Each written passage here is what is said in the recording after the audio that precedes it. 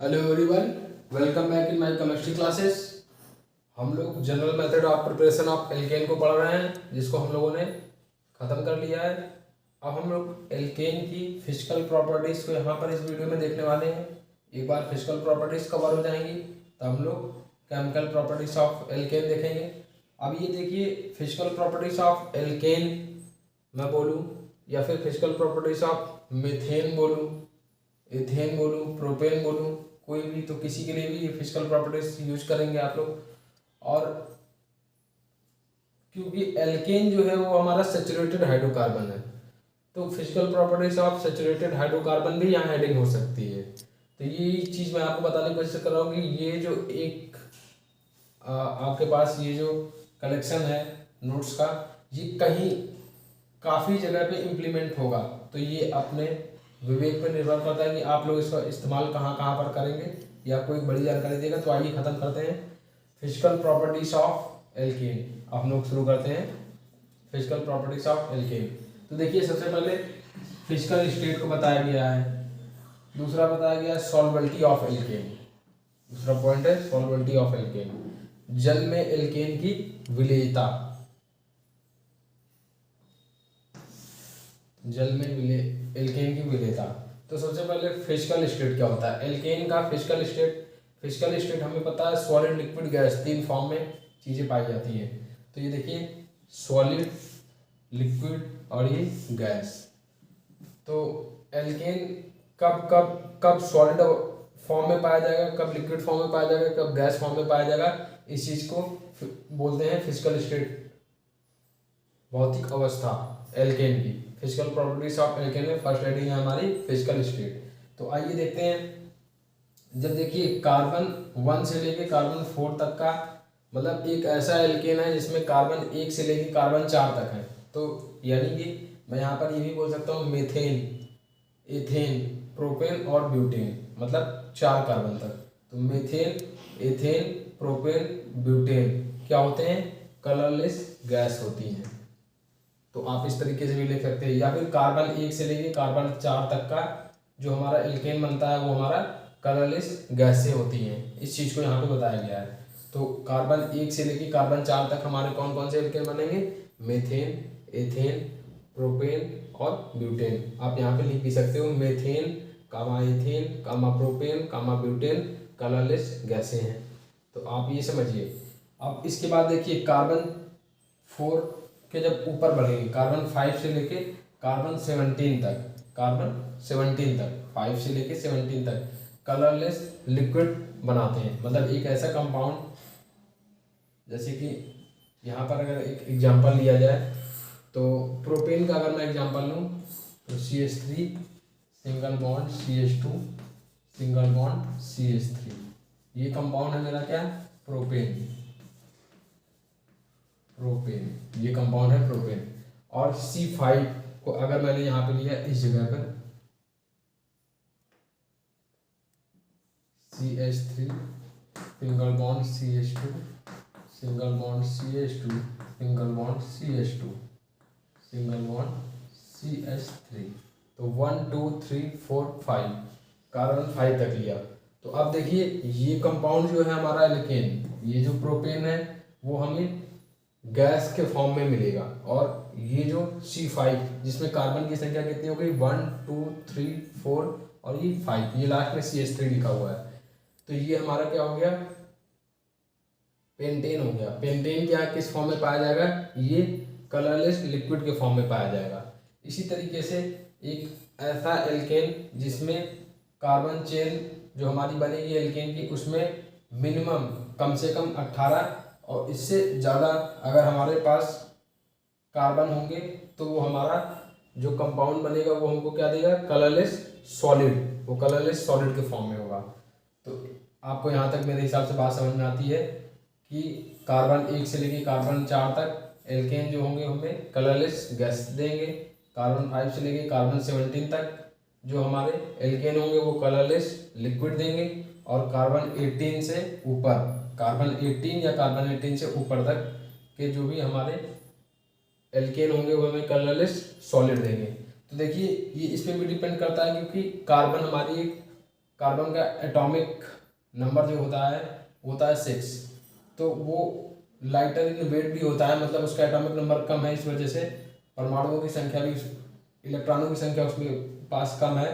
तो वो 1 से लेकर 4 तक जो भी है वो इतना एक्यूमुलेट नहीं कर पाएंगे, मतलब उसका मॉलिक्यूलर वेट जो होगा वो उतना एक्यूमुलेट नहीं कर पाएगा, वो गैसियस फॉर्म में ही पाया जाएगा। तो यहाँ से भी आप समझ सकते हो, जैसे जैसे कार्बन की संख्या बढ़ती जाएगी तो वो गैस से लिक्विड की तरफ मूव करेगा, और जब और कार्बन की संख्या बढ़ती जाएगी तो लिक्विड से गैस की सॉलिड की तरफ मूव करेगा, गैस से वो आएगा लिक्विड की तरफ, लिक्विड से फिर किस में आ जाएगा, सॉलिड में आ जाएगा। तो ये भी चीज़ आप समझ सकते हो। तो यहाँ तक मेरे हिसाब से पहली फिजिकल प्रॉपर्टी जो फिजिकल स्टेट भौतिक अवस्था को बता रहा है, उसमें आप समझ गए कि कार्बन 1 से लेकर 4 तक का कलरलेस गैस है, कार्बन 5 से लेकर कार्बन 17 तक कलरलेस लिक्विड है, और कार्बन 18 और उसके ऊपर कलरलेस सॉलिड है। और कितना भी बड़ा एल्केन आप यहाँ पर एग्जाम्पल के थ्रू शो भी कर सकते हो। तो यहाँ पर खत्म होती है हमारी फर्स्ट फिजिकल प्रॉपर्टी। अब सेकंड फिजिकल प्रॉपर्टी पे आते हैं हम लोग, solubility of alkene. Solubility of alkene, जल में एल्केन की विलेयता, मतलब एल्केन जो है, अब देखिए यहाँ पर लिक्विड क्या यूज किया गया है, वाटर यूज किया गया है H2O। इसमें H2O में एल्केन सॉल्युबल है कि नहीं, मतलब घुलनशील है कि नहीं, विलेय है कि नहीं, इस चीज़ को यहाँ पर हम लोग सेकंड फिजिकल प्रॉपर्टी में कवर करने वाले हैं। तो देखिए क्या लिखा है स्टेटमेंट, वह सहसंयोजक यौगिक, संयोजक नहीं सहसंयोजक यौगिक है, यहाँ पर आप लिख लीजिए, वह सहसंयोजक यौगिक जिनमें FONH होता है वे जल में विलय होते हैं। सहसंयोजक यौगिक कौन से होते हैं, कोवैलेंट कंपाउंड, ऐसे कंपाउंड जो कोवैलेंट बॉन्ड बनाएंगे, ऐसे कंपाउंड जो कोवैलेंट बॉन्ड बनाएंगे और उनमें फ्लोरीन या फिर ऑक्सीजन या फिर नाइट्रोजन का होना कंपलसरी है। तो वो वाटर के साथ क्या बनाएंगे, तो वे जल में विलय होते हैं, तो वो वाटर में सॉल्युबल होंगे, क्योंकि इस प्रकार के यौगिक जल के साथ हाइड्रोजन बंध बनाते हैं। हाइड्रोजन बॉन्डिंग को हम लोग कवर कर चुके हैं, वहाँ हम लोगों ने FONH के बारे में देखा था। तो आइए इसको एग्जाम्पल के थ्रू समझते हैं। इसको आप नोट कर लीजिए, फिर मैं इसको रफ करता हूँ फिजिकल प्रॉपर्टी, फिर इसका एक्सप्लेनेशन जो है वो यहाँ पर आपको समझाता हूँ। इसको आप नोट कर लीजिए, 1 मिनट का आपके पास टाइम है। आइए इसको रफ करते हैं।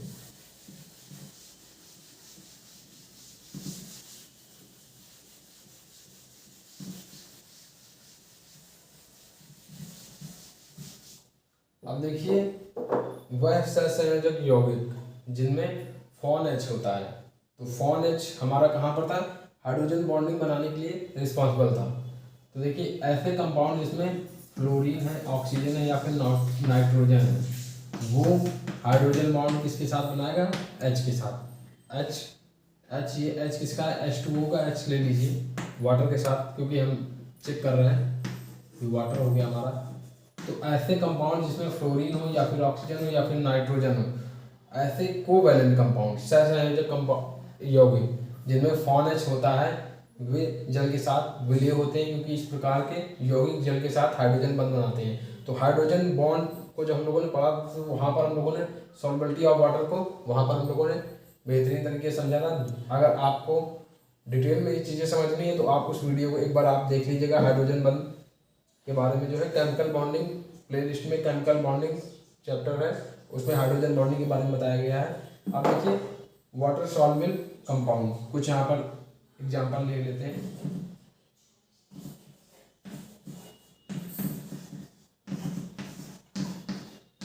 वाटर सॉल्युबल कंपाउंड,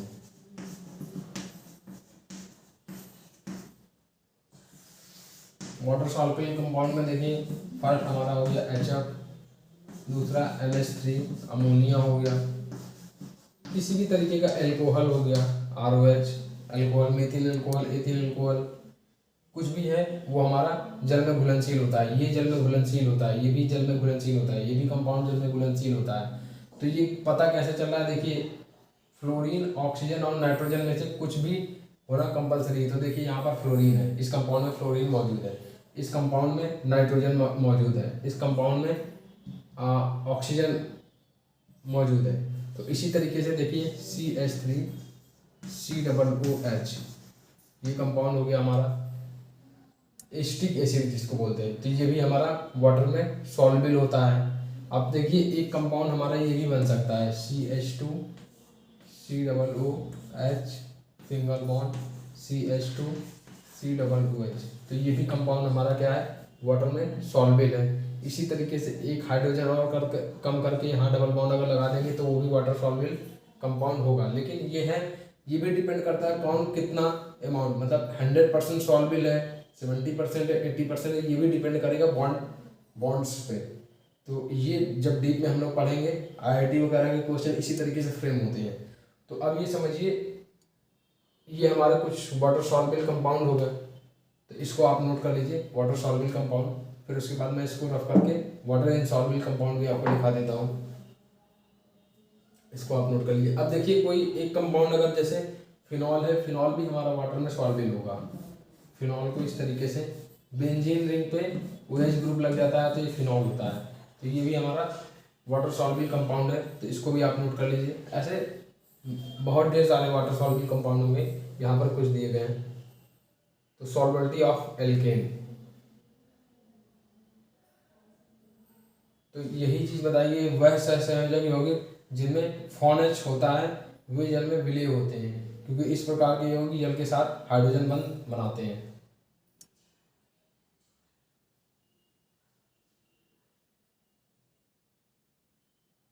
आइए वाटर इनसॉल्युबल कंपाउंड को भी देख लेते हैं।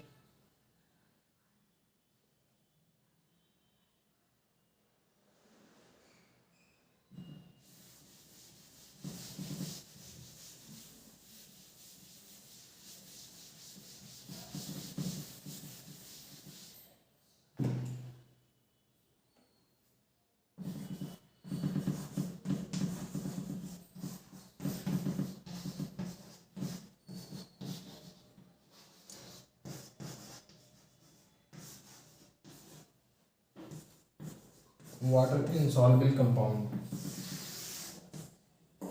तो देखिए वाटर इनसॉल्युबल कंपाउंड हमारे आल एल्केन,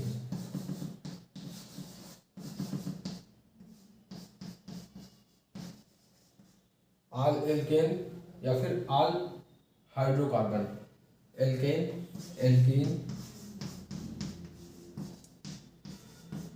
और एल्काइन जो होते हैं ये हमारे वाटर इनसॉल्युबल होते हैं।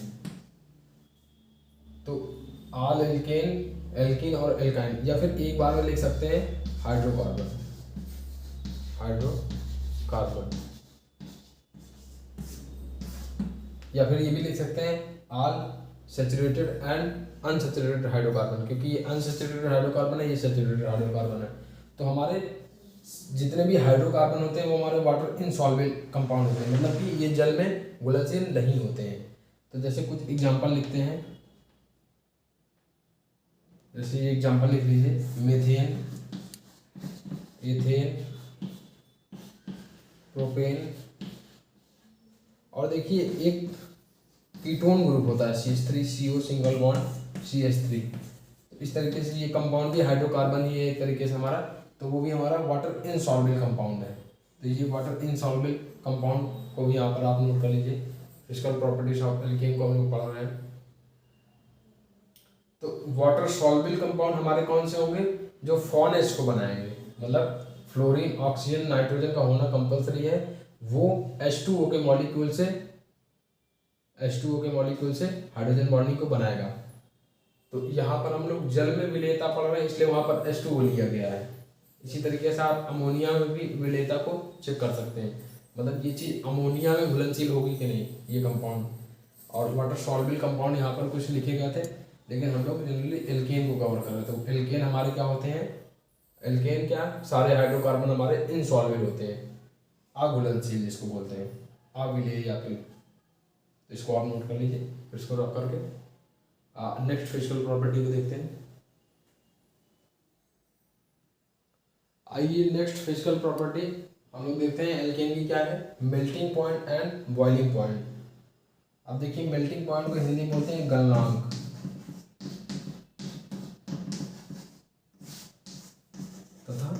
क्वथनांक।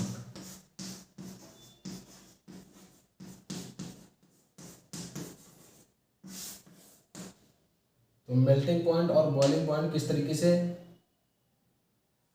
बढ़ेगा या घटेगा किसी भी एल्केन का, उसको हम लोग आइए समझते हैं। तो अब ये देखिए, मेल्टिंग पॉइंट को समझने के लिए आप ये समझिए, जब अणु भार बढ़ेगा मतलब molecular when molecular weight will be increase, then melting point and boiling point will be also increase। तो हिंदी में लिख लेते हैं इसको, जब अणु भार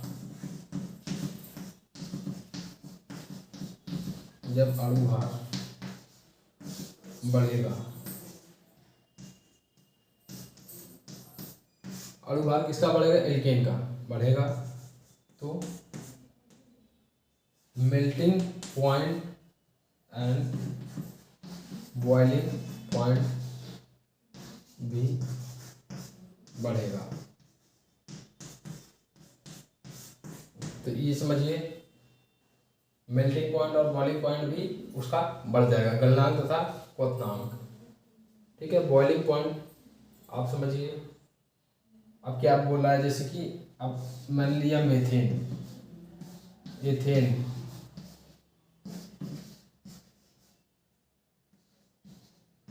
C4H10 और C5H12।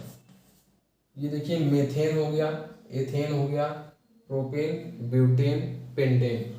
तो सबसे ज़्यादा मेल्टिंग एंड बॉइलिंग पॉइंट किसका होगा, इसका होगा, फिर इससे कम इसका होगा, इससे कम इसका होगा, इससे कम इसका होगा। सबसे कम मेल्टिंग और बॉइलिंग पॉइंट किसका होगा, मेथेन का होगा।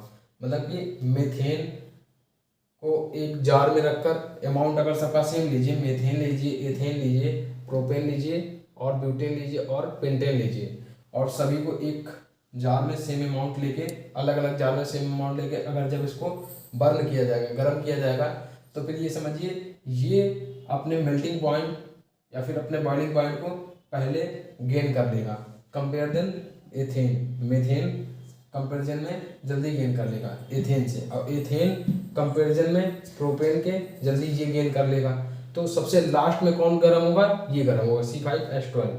जैसे इसका अगर आप ये देखिए, इसको इस तरीके से ही लिखा जा सकता है, और इसको ब्रेक करके इस तरीके से लिखा जाएगा, CH3 single bond CH2 single bond CH2 single bond CH2 और सिंगल बॉन्ड CH3। तो इसको इस तरीके से लिखा जाएगा।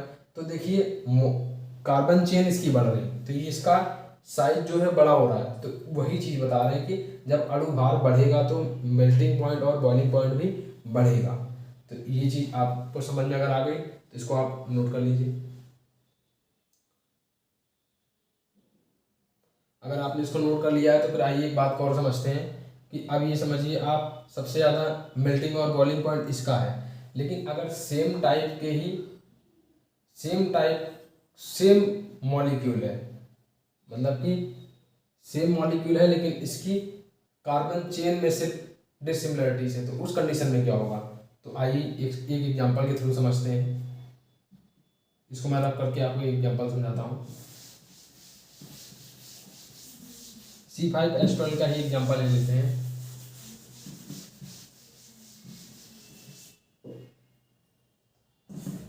C5H12, इसको एक जार में रखा मैंने।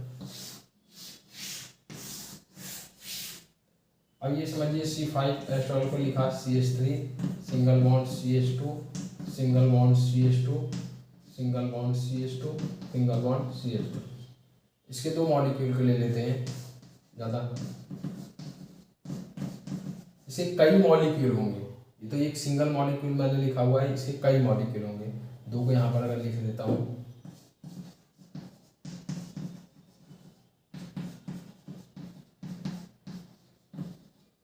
तो देखिए ये हमारा क्या है, पेंटेन। इसका नाम क्या है, तो देखिए पेंटेन को नॉर्मल पेंटेन, ये नॉर्मल पेंटेन है हमारा, ये एल्केन ग्रुप है जिसमें कार्बन की संख्या 5 है, 1 2 3 4 5।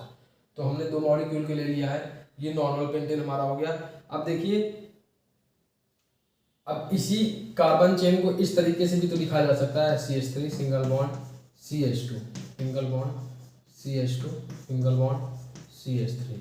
अब देखिए इसमें एक चीज़ को, इस जगह पर हाइड्रोजन को अगर कम करके मैं यहाँ पर एक CH3 लगा दूँ तो इसमें देखिए कार्बन की संख्या कितनी है, 1 2 3 4 और ये 5। तो यानी कार्बन की संख्या कितनी, 5। और हाइड्रोजन की संख्या देखिए 3 4 4 2 6 6 3 9 और 9 3 12।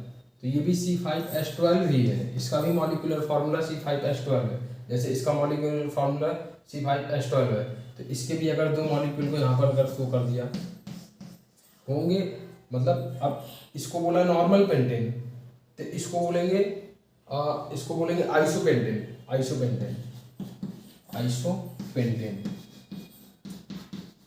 आइसोपेंटेन इसका नाम हो गया, क्योंकि इसमें 5 कार्बन है, तो इसके दो मॉलिक्यूल को यहाँ पर शो कर दिया अगर।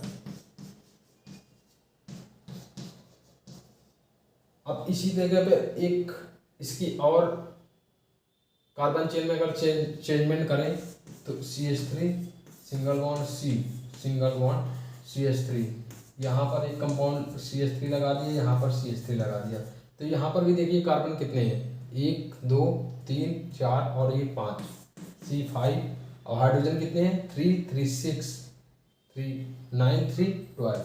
हाइड्रोजन फिर 12 है, मतलब मॉलिक्यूलर फार्मूला जो है C5H12 तीनों का मॉलिक्यूलर फार्मूला सेम है। यही मैं आपको समझाने की कोशिश कर रहा हूँ, जब मॉलिक्यूलर फार्मूला अगर सेम है तो उस कंडीशन में मेल्टिंग पॉइंट और बॉइलिंग पॉइंट को किस तरीके से चेक किया जाएगा। तो आइए इसके भी दो मॉलिक्यूल ले लेते हैं। सिंगल मॉलिक्यूल से भी समझाया जा सकता है, कोई दिक्कत नहीं है, लेकिन अगर आपने कुछ अमाउंट लिया है तो उसमें कई मॉलिक्यूल्स होंगे, तो इसको नियोपेंटेन बोलते हैं। इसका नाम चेंज हो गया नियोपेंटेन। ठीक है, अब ये देखिए नॉर्मल पेंटेन है, आइसोपेंटेन है और नियोपेंटेन है। तो अगर इस कंडीशन में आप ये समझिए बॉइलिंग पॉइंट और मेल्टिंग पॉइंट किसका ज़्यादा होगा, इस चीज़ को यहाँ बताना है, जबकि सबके मॉलिक्यूलर फॉर्मूले हमारे सेम है। तो इसको आप एक बार नोट कर लीजिए, फिर इसको बताता हूँ मैं।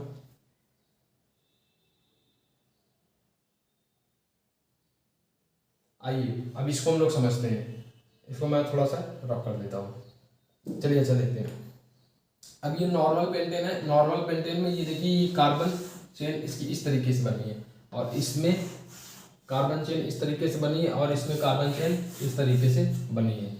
तो अब इसमें देखिए नॉर्मल पेंटेन में जो ये कार्बन चेन है, ये कार्बन चेन काफ़ी लंबी है, और यहाँ पर कार्बन चेन हमारी छोटी हो जा रही है, लेकिन मॉलिक्यूल हमारा मॉलिक्यूलर फार्मूला सेम है, यहाँ पर कार्बन चेन और छोटी हो जा रही है। तो उस कंडीशन में सबसे ज़्यादा मेल्टिंग पॉइंट और बॉइलिंग पॉइंट इसका होगा, फिर इससे कम इसका होगा, इससे कम इसका होगा। इसको इस तरीके से भी समझ लीजिए कि साइज पे डिपेंड कर रहा है, क्योंकि देखिए ये कार्बन चेन इसकी बढ़ जा रही है, तो इस वजह से वैन डर वाल्स फोर्स जो होगा वो इसमें मैक्सिमम होगा कंपेरिजन इसके, और इसमें वैन डर वाल्स फोर्स इसके कंपेरिजन में ज़्यादा होगा। इस वजह से ये हमारा इसका बॉइलिंग पॉइंट और मेल्टिंग पॉइंट इस कंपाउंड का ज़्यादा होगा।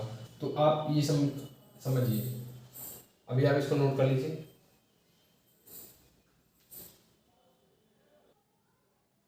मेरे हिसाब से आपने नोट कर लिया होगा। तो अब हम लोग ये देखते हैं melting point and boiling point को हम लोगों ने कवर कर लिया। फिजिकल प्रॉपर्टीज ऑफ एल्केन में हम लोगों ने 3 प्रॉपर्टीज को देख लिया है, और ये एक एग्जांपल था जिसमें अगर सेम मॉलिक्यूलर फार्मूला हो लेकिन उसकी आइसोमेरिज्म में अगर डिफरेंट तरीके की अगर चेन को अगर शो किया जाएगा, तब उस कंडीशन में मेल्टिंग पॉइंट बॉइलिंग पॉइंट क्या होगा उसको भी हम लोगों ने देख लिया, क्योंकि इसका वैन डर वाल्स फोर्स इसमें ज़्यादा लग रहा होगा, इस वजह से इसका मेल्टिंग पॉइंट ज़्यादा होगा, बॉइलिंग पॉइंट ज़्यादा होगा।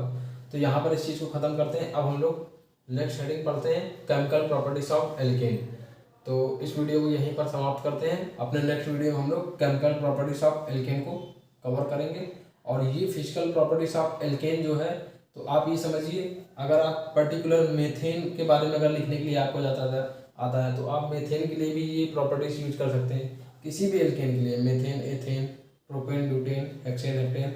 और उसके बाद सैचुरेटेड हाइड्रोकार्बन के लिए अगर कहेगा या फिर हाइड्रोकार्बन के लिए भी कहेगा तो भी आप ये इन फिजिकल प्रॉपर्टीज़ को वहाँ पर इस्तेमाल कर सकते हो। तो मतलब ये आपको कई जगह पर आपको आंसर राइट करने में हेल्प करेगा।